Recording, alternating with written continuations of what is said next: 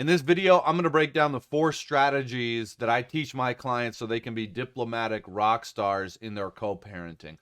What does that mean? That means avoiding litigation. That means avoiding the toxicity, the constant fighting, the belittling, the arguing.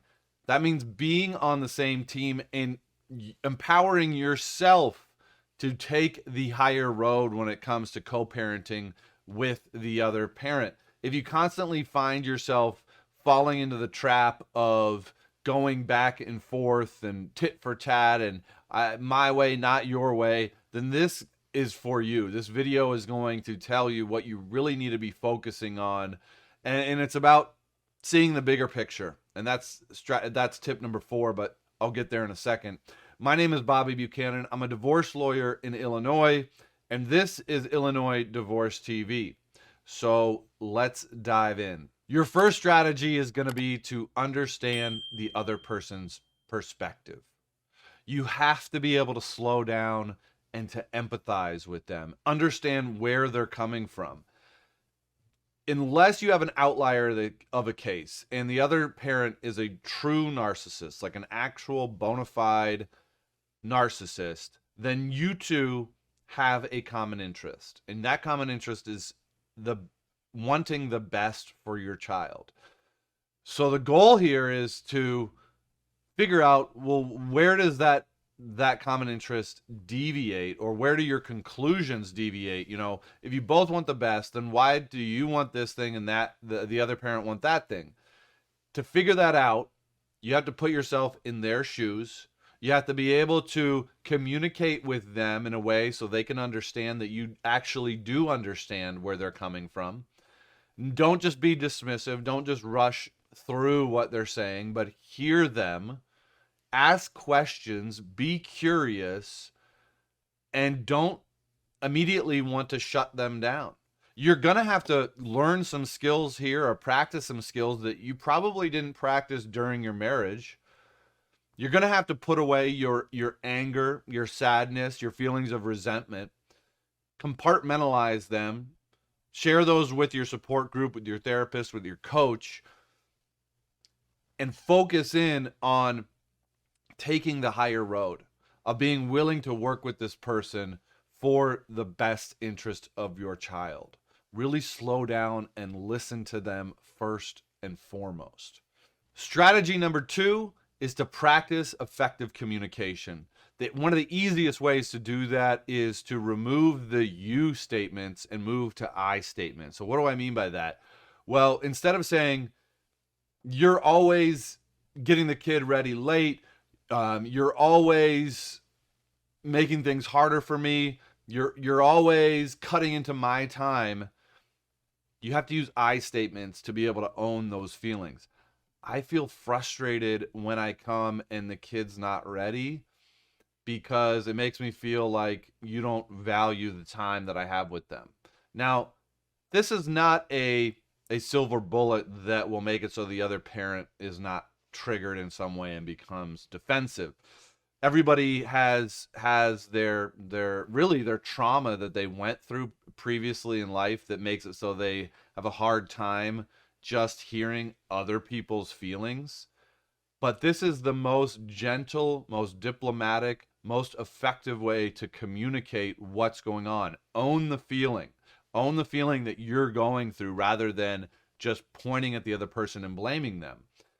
Now, the second part of this is to be solution focused. So rather than just focusing on the problem, you can say, well, let's work together. Is there some way that we can figure out how to make this transition a little bit more seamless? Would it be helpful if I did X, Y, or Z? Always be thinking about the solution rather than the problem.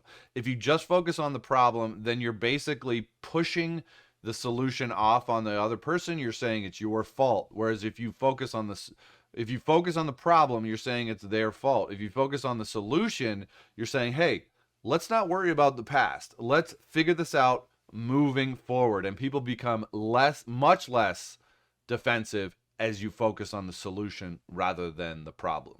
And that transitions into strategy number 3, which is use creative problem solving. You want to be the leader of solving problems.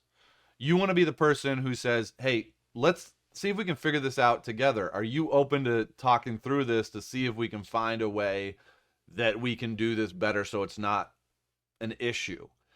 Try to find win-win scenarios. If you're able to get creative, if you're able to stop worrying about the other side winning and thinking it's a zero-sum game, then you will find more and more win-win scenarios. But be focused on those solutions always. You see a problem, and then you have to just start discussing it. And it's not so much a problem, it's just an issue. And then you discuss it, you figure out, okay, what are some possible solutions here, and keep the conversation positive, keep it solution focused, and you will keep moving things forward, and you'll avoid that resentment and that anger of the past, and it'll be so much more productive. And the final strategy is keep things big picture. Keep them high level. Talk about what are your main goals for the child. What do you see happening in the next 2-3 months, in the next year? If you're always focused on the day-to-day, if you're always focused on every little slip up from the other parent, you're going to be constantly triggered. If rather you're focused on the big picture, on the idea that this child is going to be so much better off if you are able to maintain peace with the other parent, then you're ultimately going to be able to make that happen. But if you're just focused on the little day-to-day things, the things that don't go quite right, the fact that it's the other parent's fault, and if you're coming from it in that tone, then that is going to infect the entire relationship. So the way that you become the diplomat is you maintain that problem-solving attitude by taking things to a high level, by seeing the bigger picture, and not being bothered by the little issues that may be happening. Keep things moving forward, focused, and positive. If you take these 4 strategies to heart, if you really practice them, and it is going to take practice, it's going to take you putting your emotions to the side, your anger, your resentment, all those feelings about the past, compartmentalize those, put those in a box, and put that box away while you're talking with this other parent. You will have a much more workable, solution-focused co-parenting relationship. You got this. Don't forget to subscribe, hit that bell for notifications, comment below, let me know what you want to hear more videos on, and I'll talk to you soon.